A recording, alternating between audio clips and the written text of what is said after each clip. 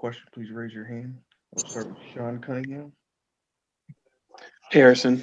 Just kind of take us through what you saw from that final play. What went wrong in your estimation, I guess? I mean, the final play, obviously, they ran a crowded Fox. It was a tough situation. I think he was going to try to shoot it and wanted to try to pass late, but overall, I thought we competed at certain points. We just had just too many breakdowns against a team like that. Was able to capitalize on. Right, Sean. All right, Jason Jones. What? Oh, sorry. Yeah. Do you have another one, Sean? Yeah. I was going to ask. You guys struggled with turnovers for most of the game. Only had 2 in the fourth. De'Aaron kind of comes alive. How did you kind of see the way you guys played there in the fourth and competed against that team? I mean, we did a lot of things well, but defensively, like I said, it was a breakdown. We play good defense, 16, 18 seconds. Have a backdoor cut, have them get an offensive rebound, kick out. Just those little things that when we look at that score, you're like, man, we could have cut down on those. Obviously, Fox had a great game. We would have been in a much different situation. So that's really, I think, where we struggled tonight. Jason Jones. Yeah, it seemed like they took control of the game after the first quarter, and offensively, you guys kind of stalled out in those 2 middle periods. Was it something that you saw that they were doing differently that took you guys out with the zone, or is it just you guys didn't execute the way you need to?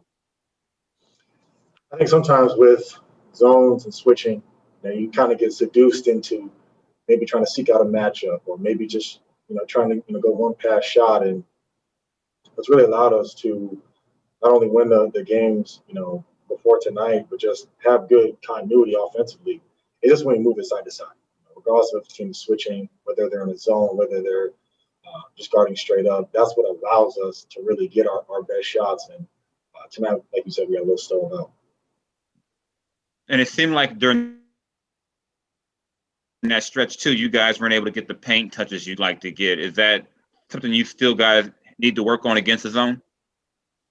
Absolutely. I mean, you have to drop the gaps. You have to get those paint touches. Anytime, we're able to get into the paint, they're collapsing, and we're able to get our shots. But if we're just going to, just keep passing it side to side on the perimeter, and that's not really putting any pressure on their defense, and we end up just, taking contested threes.